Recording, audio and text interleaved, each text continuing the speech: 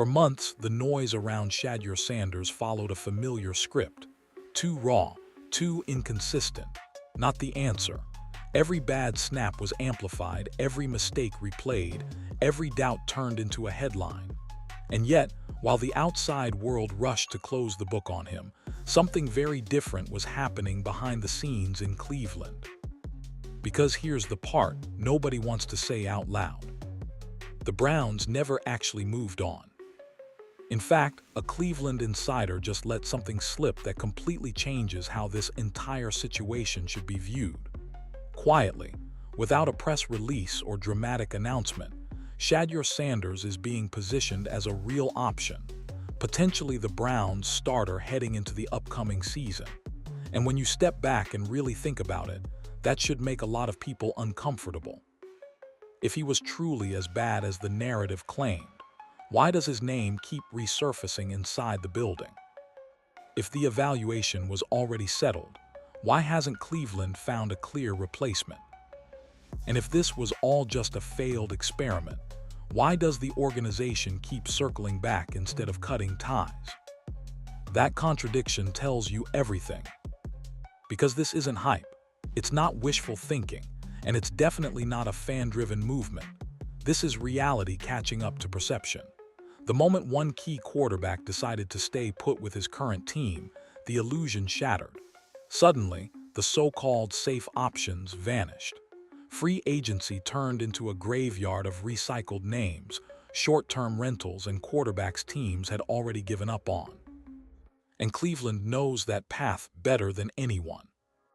They've chased it, they've paid for it, and they've watched it fail over and over again. While other teams scrambled, Shedeur Sanders stayed. He stayed in the building, stayed in the system, stayed professional. He didn't point fingers. He didn't fold when the situation got uncomfortable. He absorbed the chaos, kept working, and waited. And now, the silence around him is louder than the criticism ever was. Because when an organization keeps coming back to the same name, not publicly, but internally, it means the story everyone thought they understood was never complete.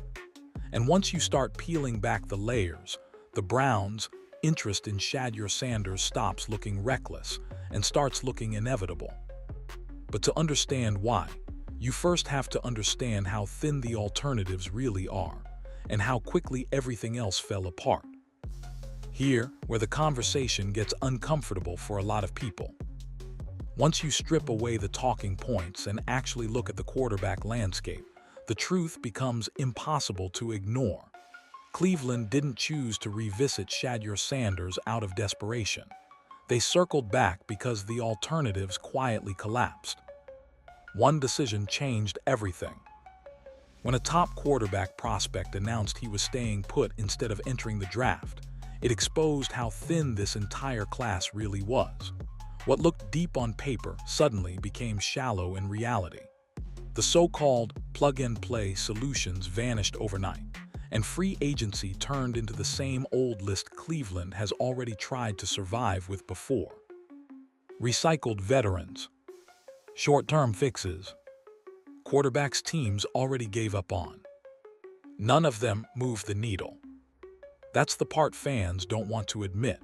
Signing a familiar name might feel comforting, but it doesn't solve anything long-term. It just delays the inevitable while burning cap space and resetting the clock again. Cleveland has lived that cycle for decades, and the front office knows exactly how it ends. Meanwhile, Shedeur Sanders was already in the building. On a rookie deal, low financial risk, high developmental upside. That matters more than people realize. You don't need to panic spend. You don't need to mortgage the future. You don't need to sell hope to the locker room while secretly knowing the ceiling is capped.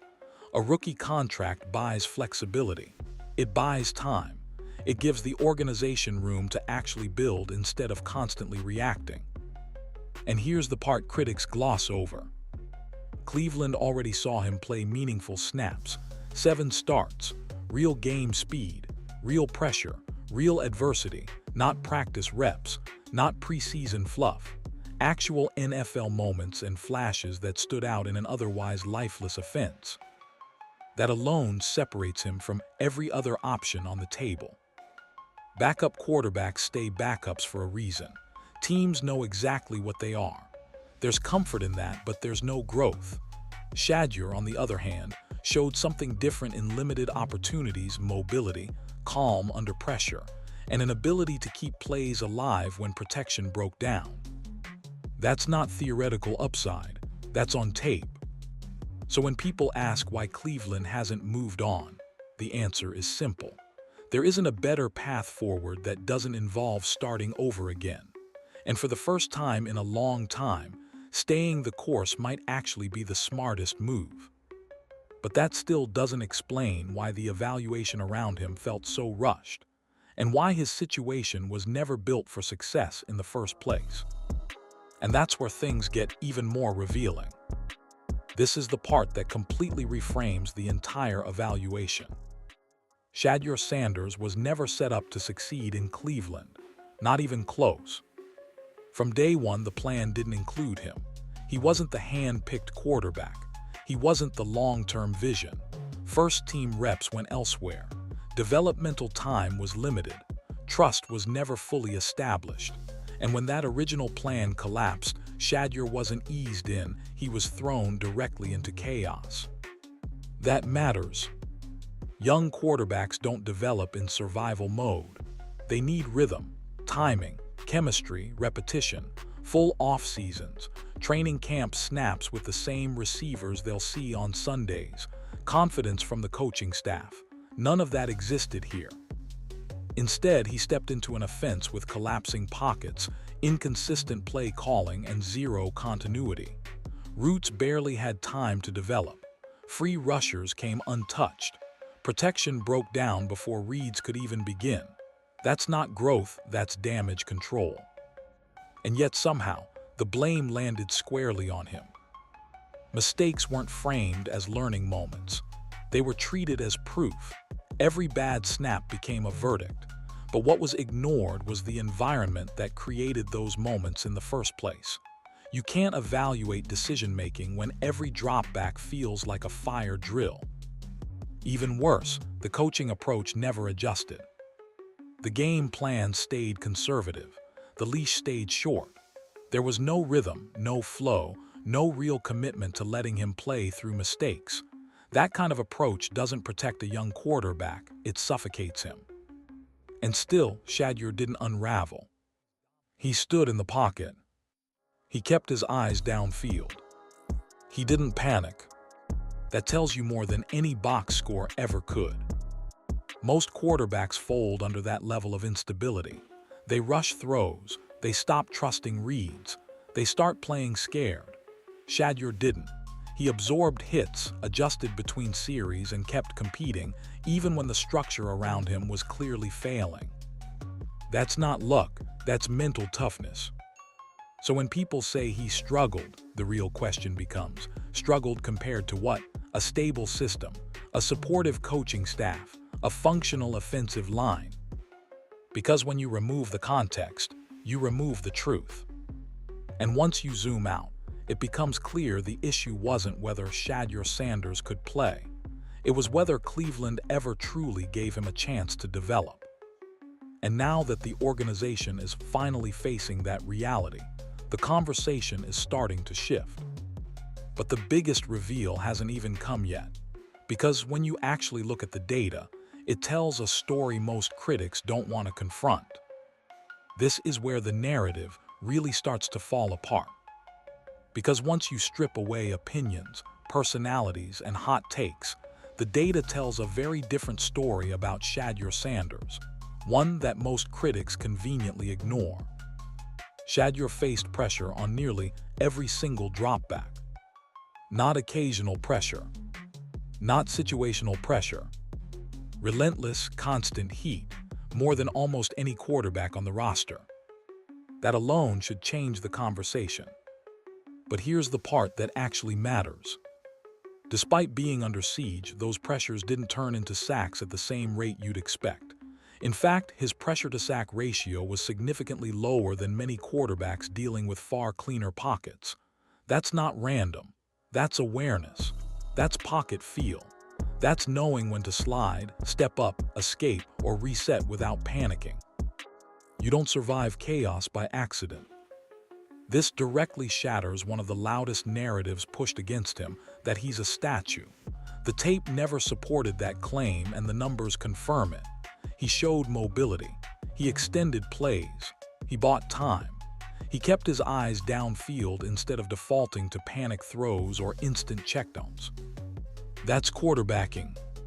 And yet, none of this showed up in the mainstream evaluation. Why? Because pressure stats don't fit easy narratives. They don't make for clean sound bites. It's easier to point at interceptions than to explain why a quarterback was forced into bad situations snap after snap. But quarterbacks don't operate in a vacuum. Decision-making looks different when protection collapses instantly. Reads speed up when defenders are already in your lap. Timing breaks when receivers can't separate before pressure arrives. That context matters, and it was almost completely ignored. Even more telling is this.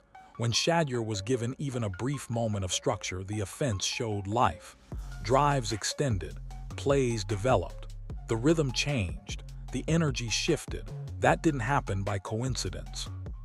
It happened because his skill set finally had room to breathe. The truth is uncomfortable for a lot of people. It suggests the problem wasn't talent, it was infrastructure. And once you accept that, the entire evaluation process looks flawed. Because if Shedeur Sanders handled more pressure than anyone else and still avoided sacks at a respectable rate, what exactly were people expecting him to do? Perform miracles. The data doesn't scream failure.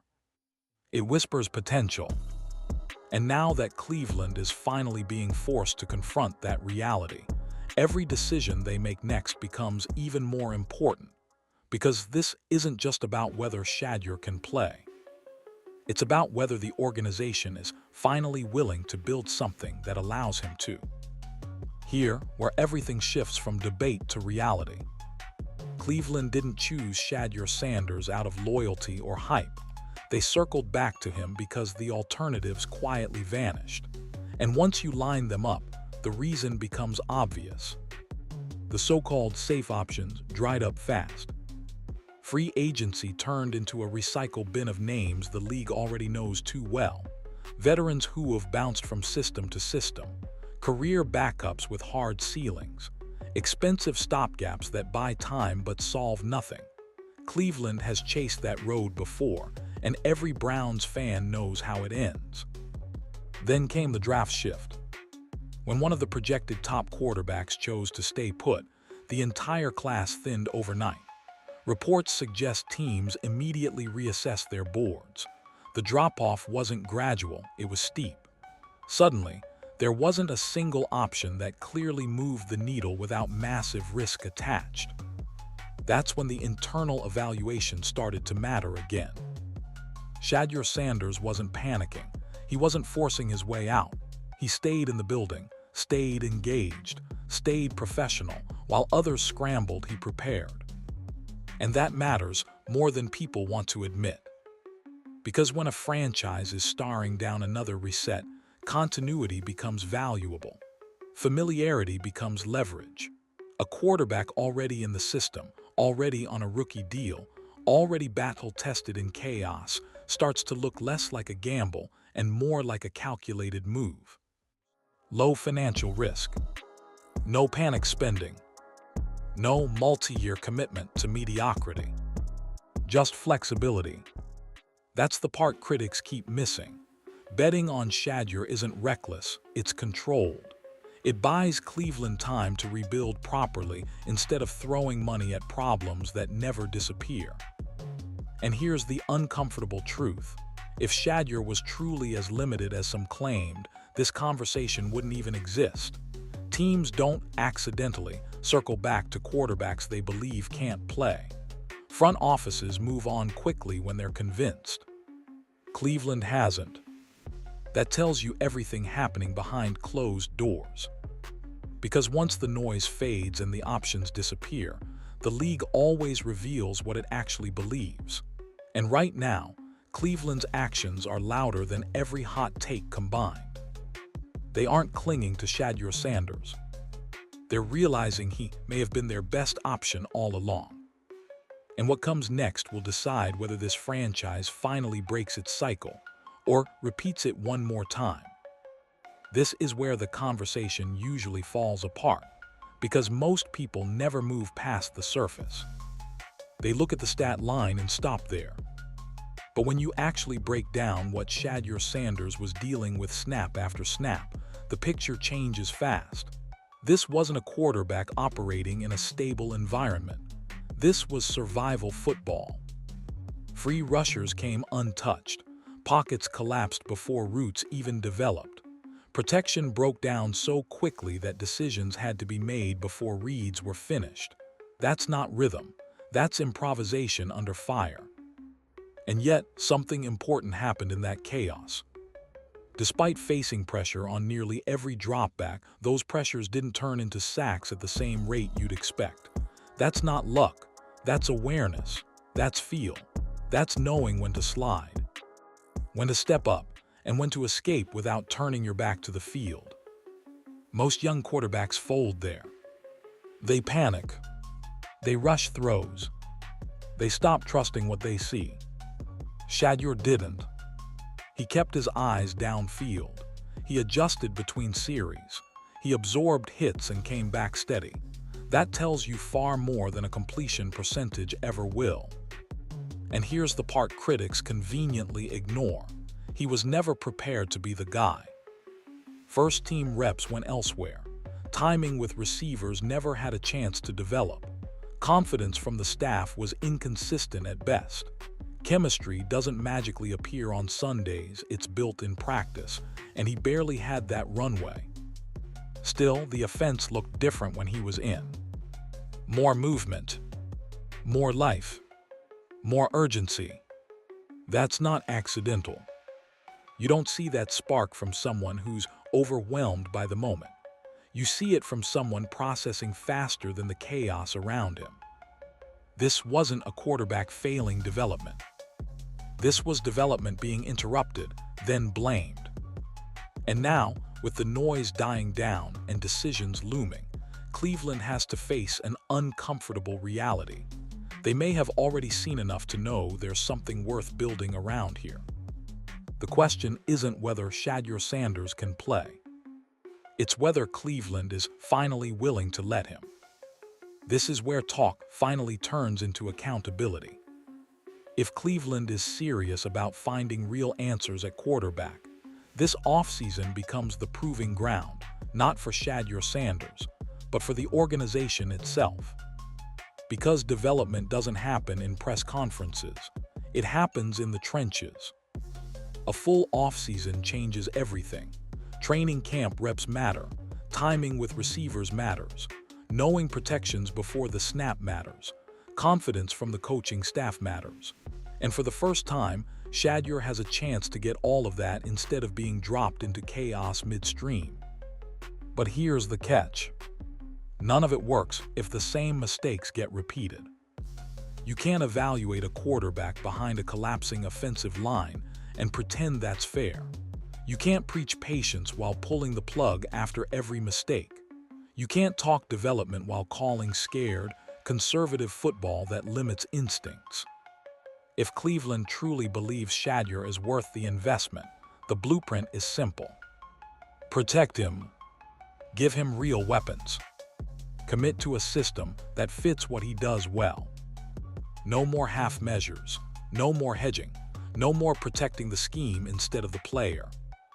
Because here's the reality most franchises never admit.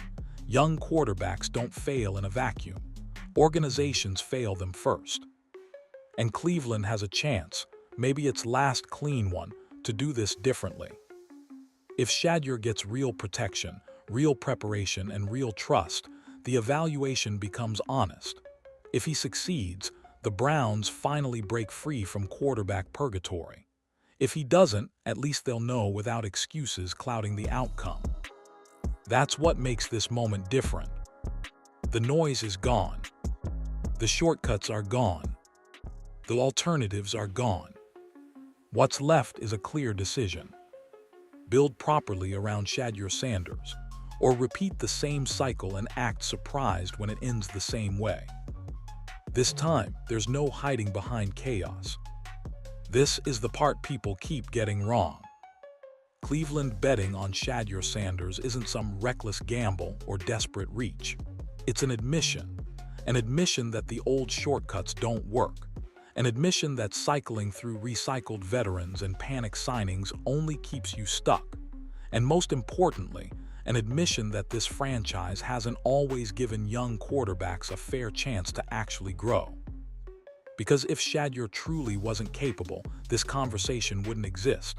Teams don't quietly circle back to quarterbacks they don't believe in. They don't restructure timelines, stall decisions, and reshape off-season plans around players they've written off. That only happens when the building sees something the outside noise refuses to acknowledge.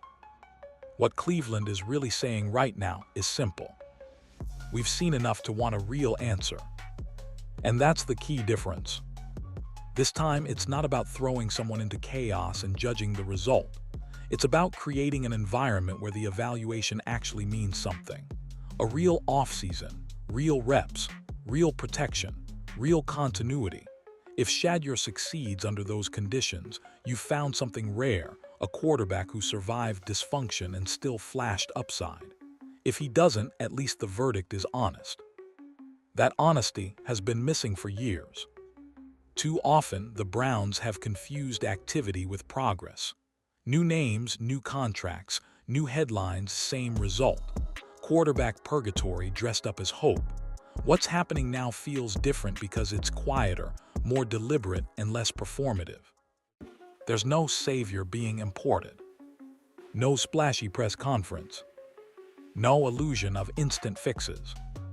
Just a young quarterback who stayed ready while everything around him shifted, and an organization finally forced to look inward instead of outward. This isn't about proving critics wrong. It's about proving the process works. Because if Cleveland does this right, truly right, the outcome will finally be definitive, one way or the other. And that's the irony. After all the noise, all the chaos, and all the doubt, the Browns' clearest path forward isn't flashy at all.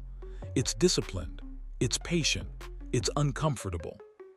But for the first time in a long time, it's honest. And that might be the most important step this franchise has taken yet.